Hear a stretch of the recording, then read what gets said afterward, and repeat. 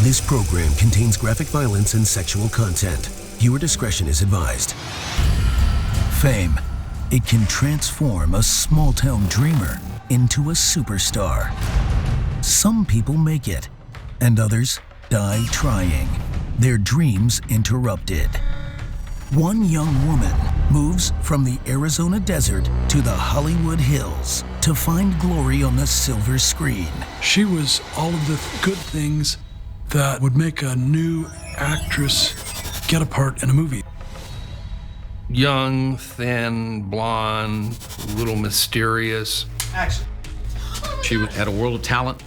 She was very determined to follow her dreams. But those dreams become nightmares. You had bad guys who figured that they could find people who were looking to become famous and they could prey on them. Jane was a very attractive-looking young lady. They saw her and she was a prime victim. I was in shock, totally in shock. Her rise to fame severed by real-life monsters. These were pretty savage guys, a sociopath and a sexual predator. And this actress is just one of many, many victims. There was no end to how much havoc these guys could raise with a woman in Los Angeles. I mean, it's an unbelievable, chilling confession. He goes, killed her, killed her, killed her. For aspiring stars like Jane King, sometimes the pursuit of fame kills. Los Angeles, a city where your life can change in an instant. Fame and fortune are just an audition away. Every day, thousands of hopefuls land in Hollywood, ready to be discovered. But very few ever make it. 28-year-old Jane King is determined to give it her best shot. She grows up a normal, small-town girl in Arizona. For fun, we went to the public swimming pools and hanging out with friends in the neighborhood. Now in LA, she's getting serious about her future, working hard to be an actress, juggling part-time jobs and acting classes. She might not have the most reliable transportation, but she hopes that's just temporary until she makes it big. For Jane, stardom is less a question of if, but of when. No matter the obstacles, she won't give up. She was capable of achieving that goal because of the way she looked, the way she talked, and the way that she presented herself. She was very professional. She was an aspiring actress. Everyone thought that she had a world of talent, could have gone places. Jane was very driven and ambitious. She was inspired to go ahead and pursue her dreams. This particular fall, she's taking several acting courses, including one at Sherman Oaks College. Here, she meets budding filmmaker James Waite. I met her on the first night of the class. I had gotten there a little bit early to get a good seat, and I walked up and asked if anybody was sitting with her. She said, "No, have a seat." She was very eloquent in the way she spoke. It was clear that she had been trying to achieve success for some years. She was all of the good things that would make a new actress get a part in a movie. One day, a classmate at the Sherman Oaks class approaches. He explains he's also a talent scout for one of the major studios. She's got just the right look, and he wants her to come to their next casting session. Trying to get a break in the business was very difficult. You almost had to know somebody to get an interview. There was no real front door where you could get a degree in film and be assured a job. So this offer is huge. Maybe the beginning of a bright future. A few nights later, she's in another acting class, this time at the storied Scientology Celebrity Center in the heart of Hollywood. There were a lot of people at the time in both music and film and TV who were Scientologists, and so the buzz would kind of be around town, you know, hey, go to the Celebrity Center, you might meet somebody, you might meet John Travolta, who knows, you could be in his movie. After the session, some friends ask Jane to join them for a drink. She said, no, I'll pick the bus up here at the corner of Franklin, and if she didn't get the bus, she would hitchhike from there. She wants to get home and get some beauty sleep. Maybe she can connect with that casting agent the next day, so she wants to make sure she's at her best. But Jane never makes it home that night. The next day, the young man that she lived with went to Hollywood Division and made a missing persons report on Jane. Just as Jane's star is about to rise, has it been snuffed out?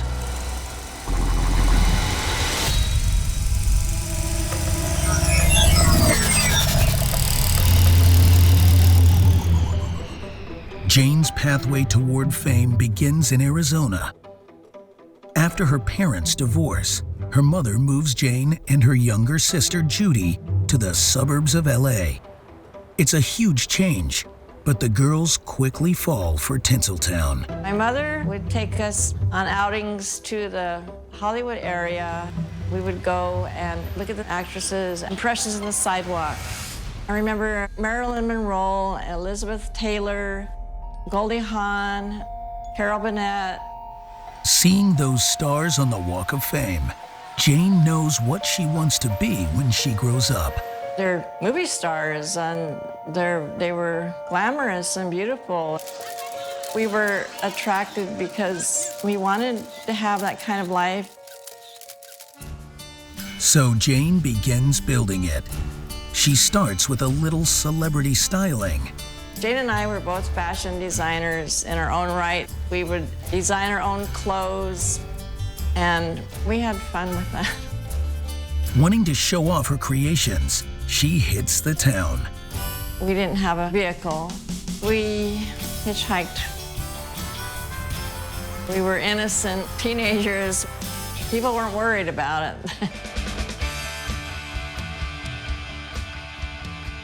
Hanging out with others who want to break into the LA music and movie scene, Jane keeps her focus. It's not about partying. It's about making the right connections. I felt like she had a good head on her shoulders, and, you know, I wanted to be like her. Some wannabe actresses slide into drugs and then, sadly, into prostitution when things don't go right. A lot of the girls trying to get in the movie business got into the prostitution business. If you can't make it in the movie business, you're gonna make it someplace else.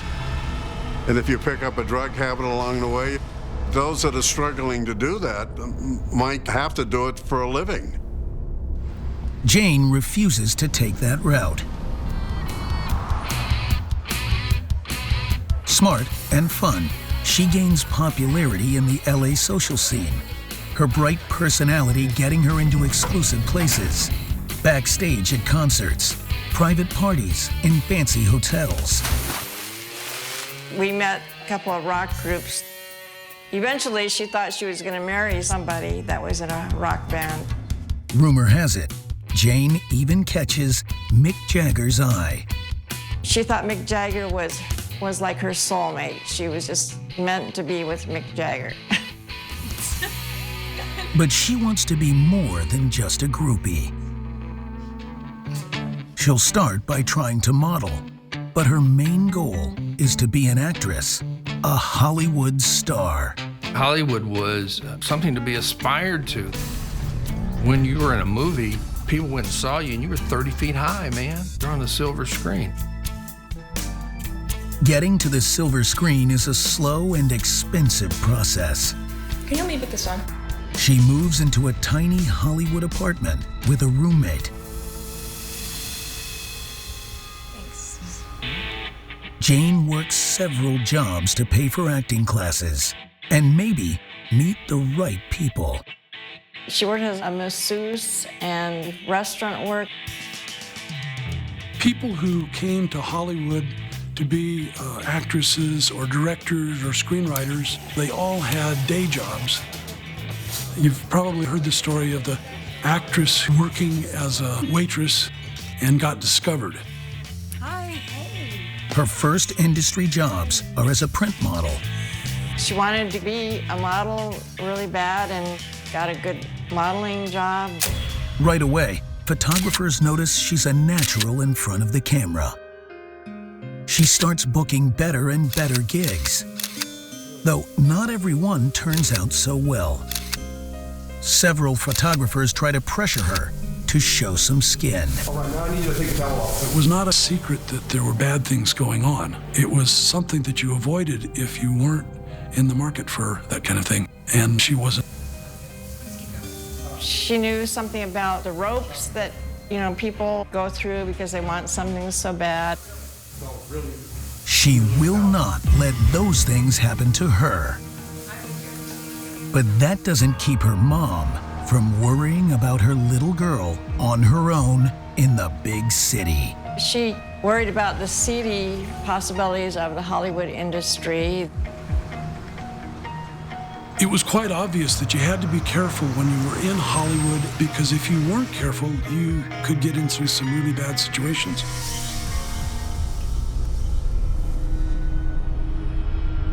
You had bad guys who were attracted to Hollywood because they figured that they could find people who were looking to become famous,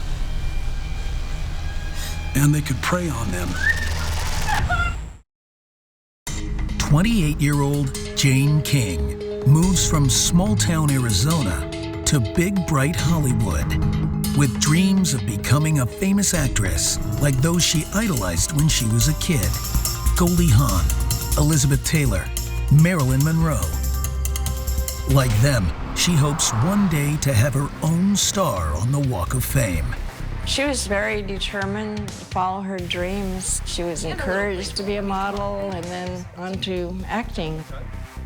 Really, really good. If you had the talent and you had the connections, you could become a big star. I mean, there were a lot of young people at that time that came up. It was big time. The Hollywood movie studios were making a ton of money. They were making movies left and right. Hollywood was a very glamorous thing to be in. She likes the modeling work, and the camera loves her. But she's really hoping it will help launch her acting career. She's willing to start at the bottom and takes whatever role she can as an extra, no matter how B the picture is. After all, practice makes perfect. And aside from talent, the industry is also about making connections, meeting new people, getting yourself seen. Eventually, her hard work gets her an extra role in Up in Smoke with Cheech and Chong. Then, she's cast as a featured extra in the Academy Award-nominated film Looking for Mr. Goodbar, starring Diane Keaton and Tuesday Weld.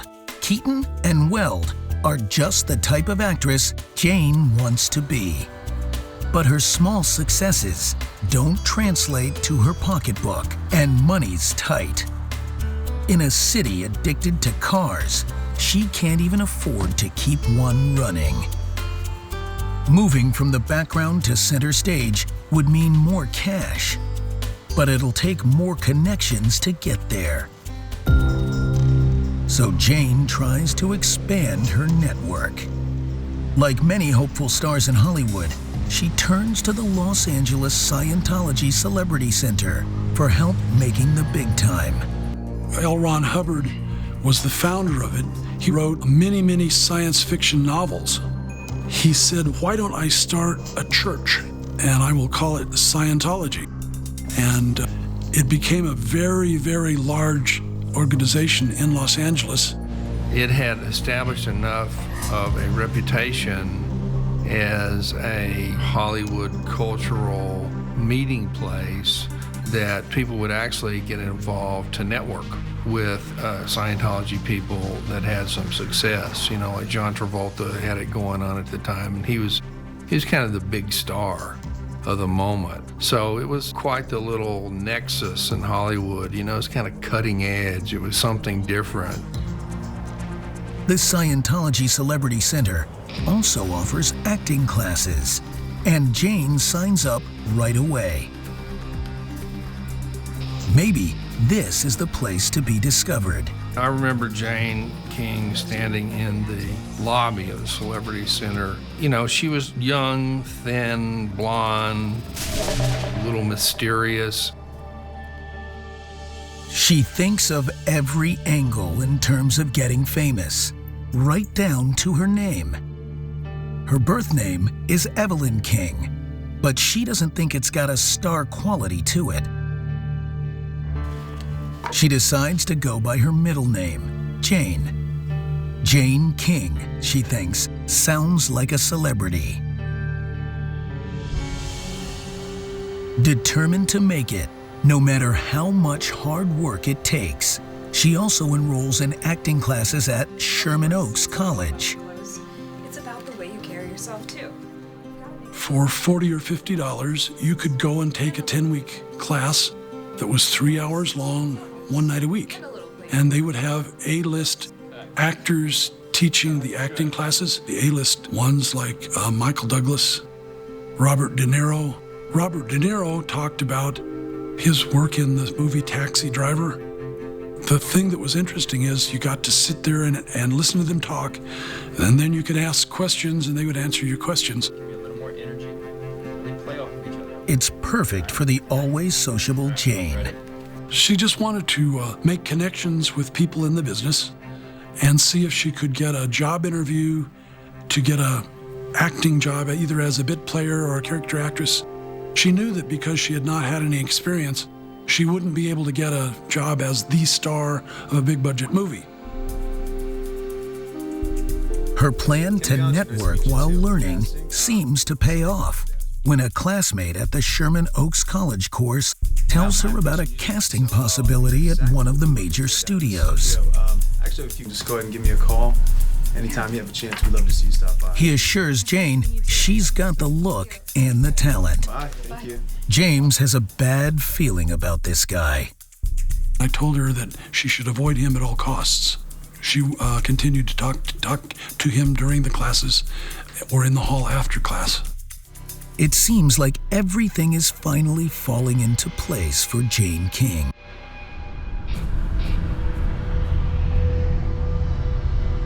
But one dark November night, after an acting class at the Scientology Celebrity Center, Jane says goodbye to her friends and goes to wait for a bus, and somehow vanishes. She doesn't return to her apartment that night. When she's not home by the following day, her roommate reports her missing to LAPD. He tells them he hasn't heard from her and doesn't know where she is. There's little the police can do. It's not illegal for an adult to just take off. Maybe with all that's been going on in her busy life, Jane just needs some time away. It's possible she's staying with a friend and forgot to tell her roommate. It happens all the time. As the days stretch on, friends and family grow more concerned, especially when she starts to miss class. It seemed unusual that she wouldn't be there because she had come to every class so far, really was enjoying it, and I was kind of concerned that she wasn't there. It was a time where you had to look over your shoulder if you were out at night. There were a lot of bad things going on at that time. Had Jane met someone and rushed off for a long weekend? Or had she been in the wrong place at the wrong time and someone grabbed her? LA was a much different town than it is now. I mean, it wasn't a city, especially in the downtown area, where you wanted to be walking by yourself late at night. Aspiring actress Jane King works hard to make it in LA, taking roles in films from B-movies to studio features, while studying the craft in 2 sets of classes, one at a local college, one at the Scientology Celebrity Center in the heart of Hollywood. But after class at the Celebrity Center one night, she tells friends she's going to the bus stop and disappears. Her roommate reports her missing the next day, but no one has heard from her since. Family did not know what this girl was doing. She just didn't show up for class. Jane didn't come the following week or the week after that and never did come back. Did she simply run off on a new adventure after finally meeting someone who could help her really break into the business? She had been spending a lot of time at the Scientology Celebrity Center. It was the kind of place where you could go and almost get some psychological counseling. Her goal was to get clear, which means to take all of the bad thoughts out of your mind so that you are now a whole person. Jane King got drawn into that, and she felt that by going through the auditing sessions, it made it easier for her to focus on the work that she was trying to do, which was go to auditions for acting jobs. And I think a lot of the actors like Tom Cruise probably got into it for the same reason. It was a legitimate hope for anybody who came in there that they could meet Travolta or some of the people who were in Scientology who were on camera, who could bring them onto their television show, and they'd get some work. She believed that Scientology would help her overcome obstacles. But Scientology has its detractors. At the Celebrity Center, if something bad happened, it was because you were doing bad things. They called overt acts, which are another word for sins. The common assumption was, well, what was she doing that made her vulnerable to such evil? You know, it's really a twisted mentality. During her constant networking, had she met the wrong person? Someone who would promise her fame, but hurt her instead. On the day before Thanksgiving, and 2 weeks since anyone heard from Jane, a road worker makes a shocking discovery. An employee of the highway division saw her body laying in the off-ramp of the Golden State Freeway. She was nude and laying in bushes. And at that point, nothing was identifiable. And the woman has clearly been there for a while. Decomposition had set in. The coroner's estimate of death was probably 8 to 9 days. Because the body has been there so long, officers can't determine the cause of death. But the crime scene does offer some clues. This had to happen at night, obviously. You don't run around with nude bodies in your car and dump them in the daytime. The location of the body also indicates the killer is no stranger to Los Angeles. I mean, it was a pretty difficult trek to get there on foot, and but you had to know the side roads, so it was obvious whoever was doing this knew the area. The coroner begins to piece together the young woman's last moments. The autopsy confirms ligature marks, 5-point ligature marks, neck, wrist, and ankles. She'd been bound and slowly strangled to death. She was definitely sexually molested. There are also indications the woman did not put up a fight. If somebody is resisting, they're going to sustain injuries prior to death. There was none of that. It means she may have known her attacker. Investigators compare the victim's dental records to those of women reported missing within the past few weeks and get a match. Jane King. The case of the missing young actress has just turned into a homicide investigation. Detectives break the devastating news to her family. I could hardly believe it, that her life had been just wiped off the face of the earth. I was very, very distraught. Friends from the Scientology Celebrity Center recall warnings they'd received there.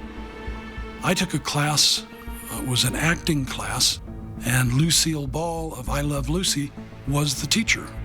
One of the things that she said during that class was when she came to Hollywood, young ladies would come on the bus or on the train, and many of them would be picked up by bad guys.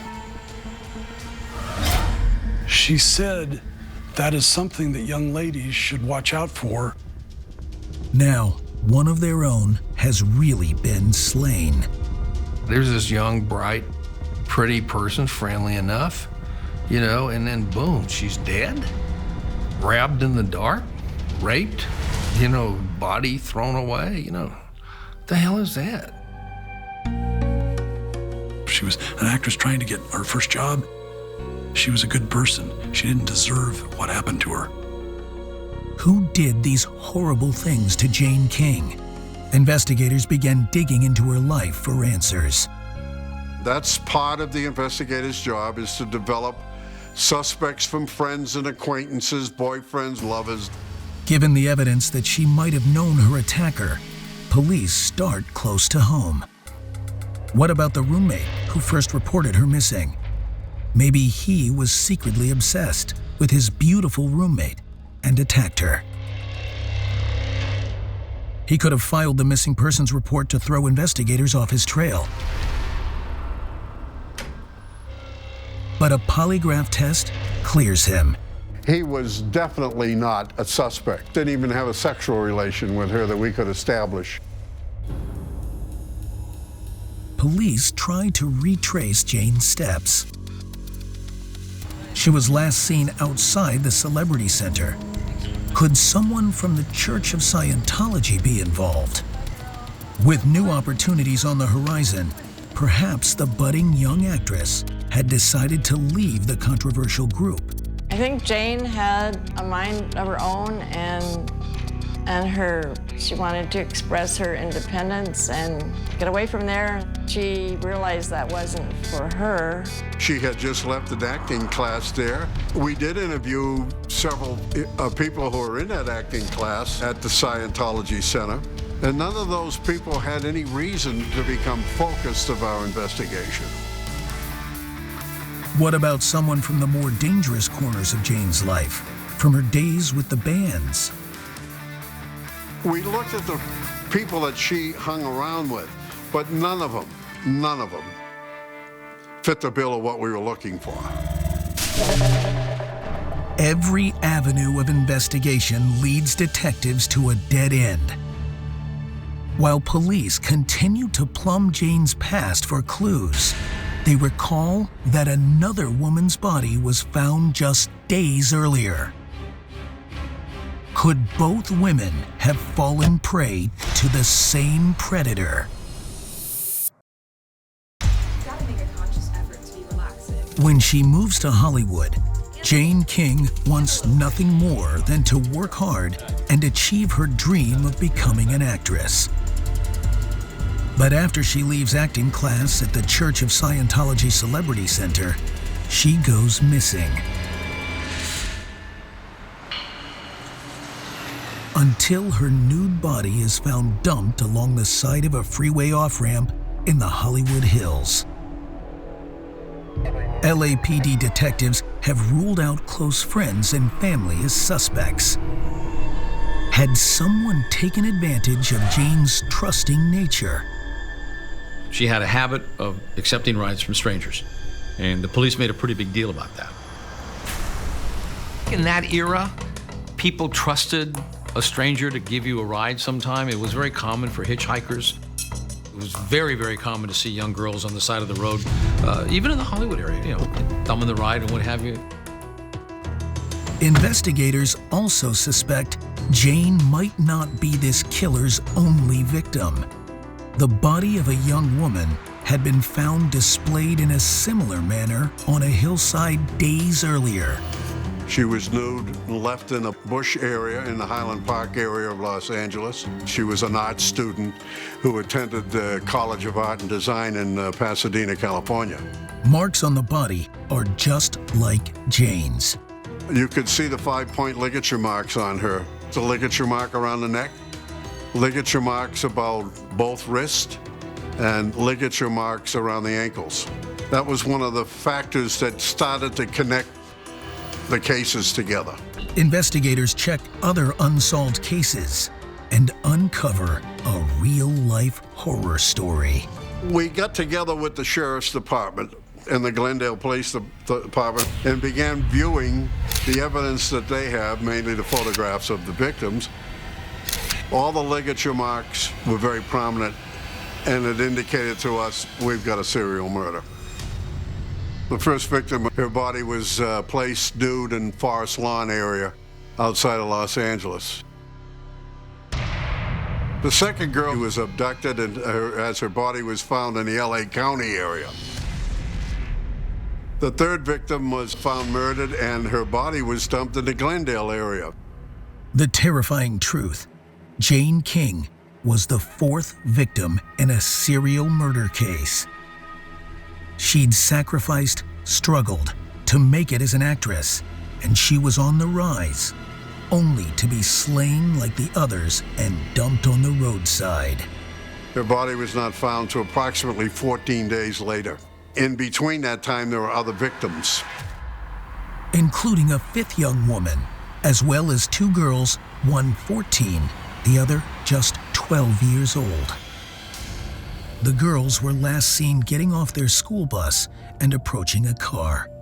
Somebody sexually assaulted these young girls, strangled them, and dumped their nude bodies in a trash heap off the Griffith Park area.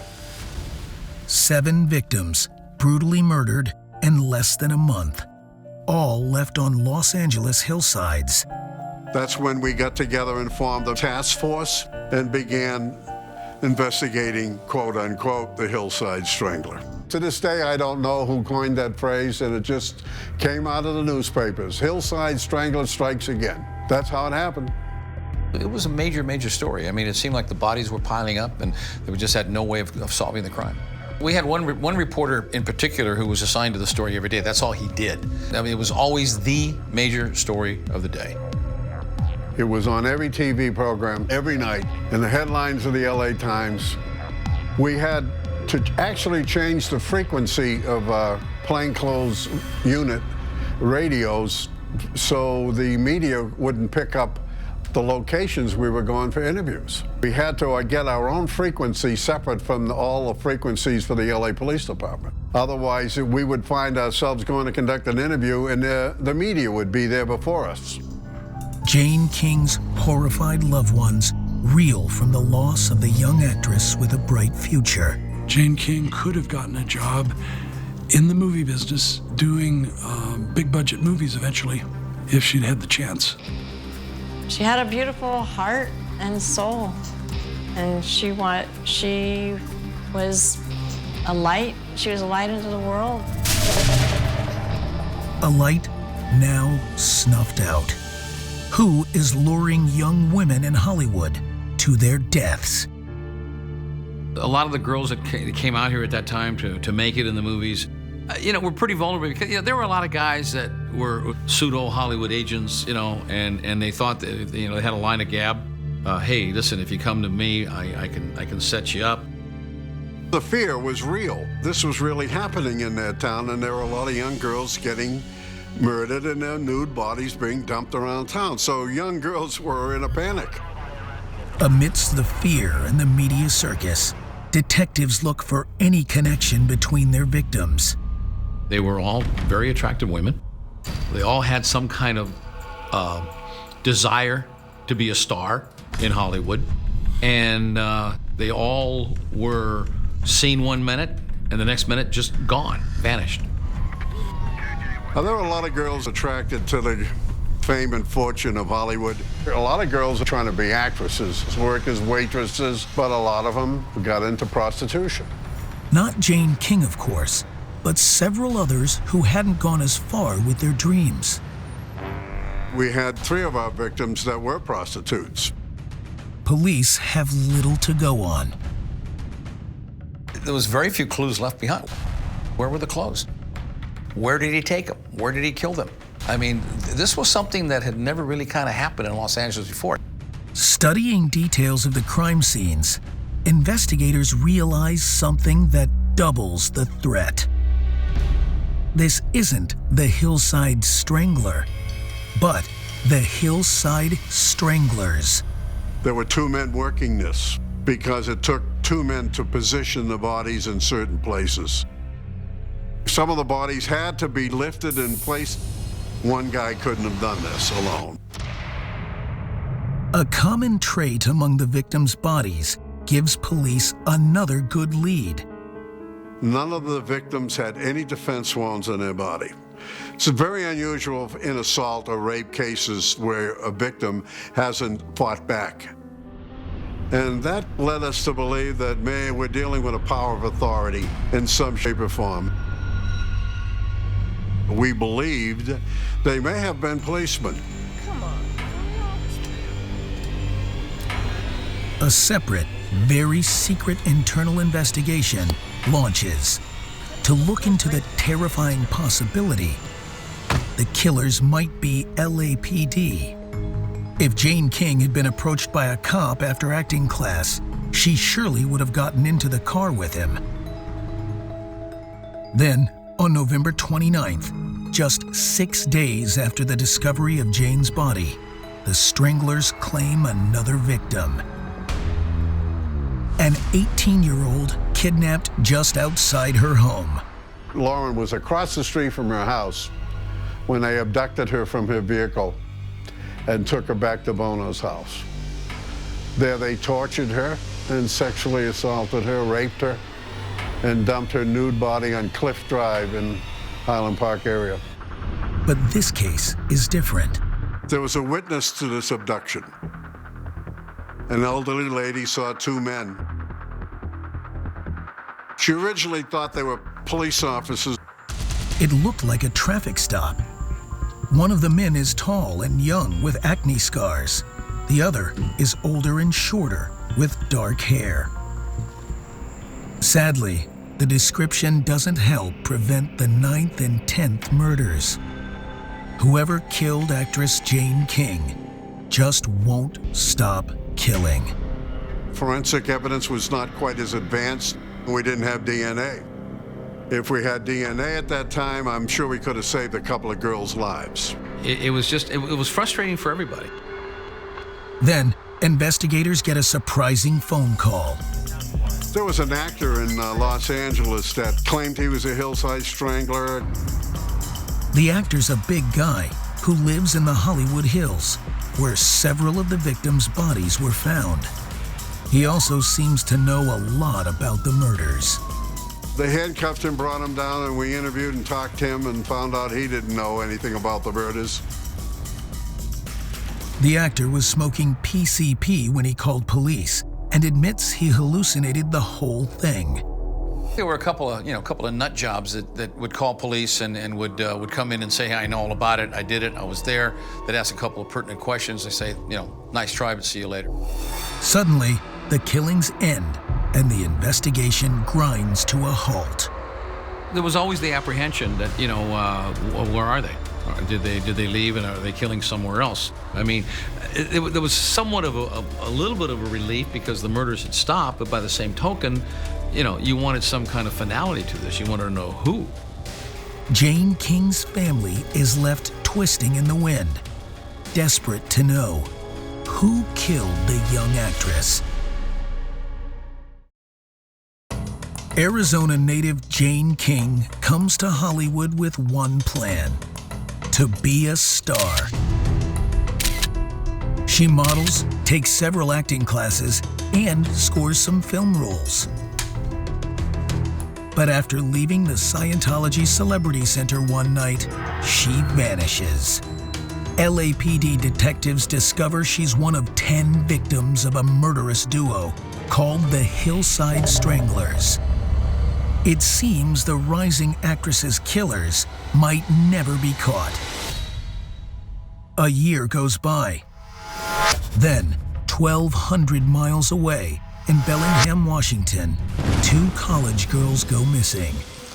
A friend tells police the girls were last seen house-sitting for a security guard whose firm had been hired to watch the house. Police question the guard, who denies knowing either of the girls. He explains he was at a sheriff's reserve meeting the night they disappeared. Investigators put out an APB for the girls' car. They found the car, and they found both of the girls dead and strangled in the back of the vehicle. Police also find a piece of paper with the address of the place they were house-sitting and the name Ken written on it. The security guard who denied knowing the girls is named Ken Bianchi.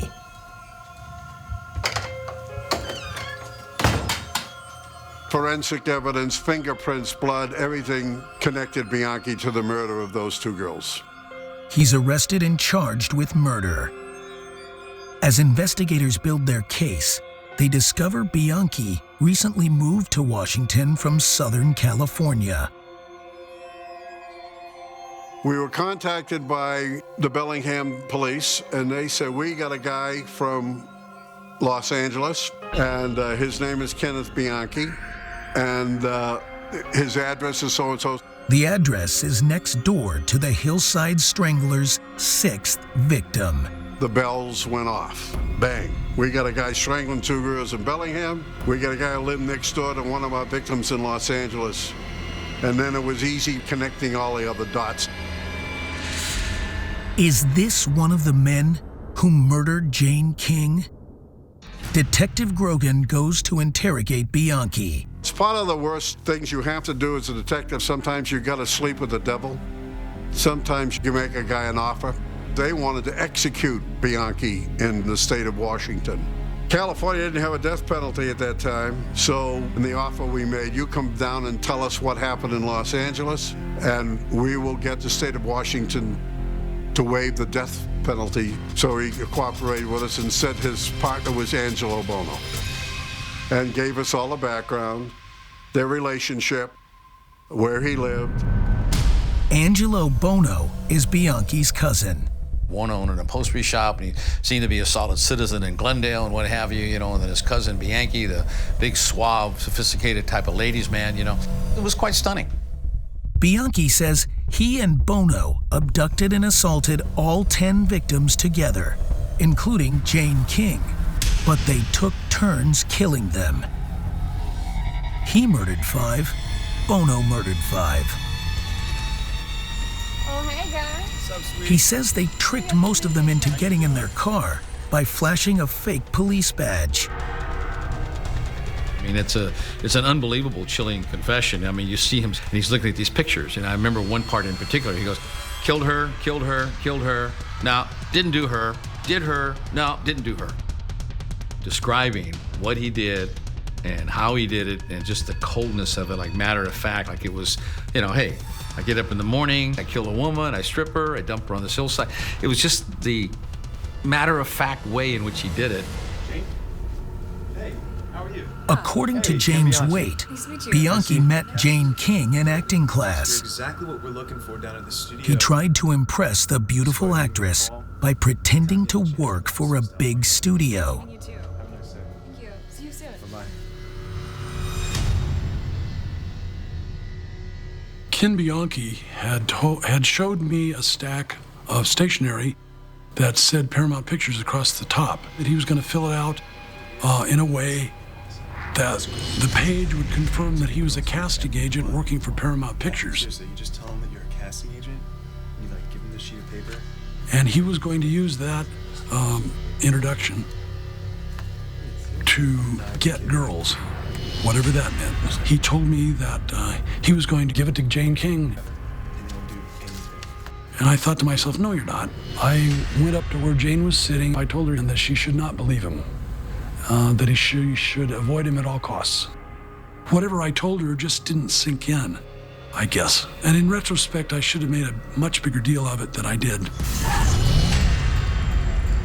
The murderous duo happened to be trolling for victims near the Scientology Celebrity Center the night Jane was at the bus stop there. Jane. They drive by, and let's face it, Jane was a very attractive-looking young lady, and they saw her, and she was prime victim. You want to ride home? All right, hop in. So why don't you jump in the car and we'll give you a ride home? That was Bianchi's line.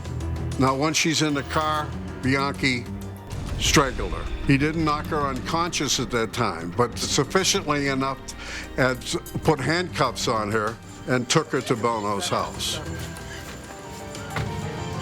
At the house, they each raped her. Then, Bono suffocated her with a plastic bag and twine.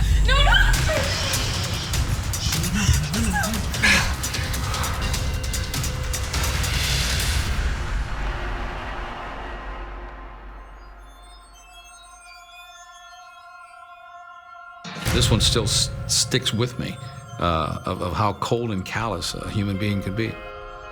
Angelo Bono is arrested in Los Angeles and charged with all 10 murders. Ken Bianchi testifies against Bono. He is charged with the 5 murders he confessed to and the 2 murders in Washington state. He tries again to escape his own punishment. He said he was a dual personality. He claimed to be, his name wasn't Bianchi, his name was Dave, his name was Peter, his name was so-and-so. And he made all this crap up, obviously for a defense. Well, some social workers believed him, actually believed that Kenny Bianchi was a dual personality, and Kenny didn't kill these girls, but the other part of him killed those girls. We brought a psychiatrist by the name of Dr. Orn in from Philadelphia, I believe he was from at the time, and it took him about an hour to prove that Kenny Bianchi was a fraud. He's not a dual personality. He's using that as an excuse for his behavior. Angelo Bono dies of a heart attack in prison in 2002. Bianchi is still sitting in Walla Walla, where he'll sit for the rest of his life. He gets 1 hour outdoors a week. Jane King's loved ones are left to mourn and wonder what level of success the talented young woman could have achieved in Hollywood. No, I wish I had a time machine. I could go back and, go find where Jane's living. Hey, come have a cup of coffee with me. And that particular night, she's in a different place. Their solace is knowing her tragic death might help others avoid a similar fate. Look over your shoulder, be aware of your surroundings, and know that not everybody is what they say they are. Life is hard.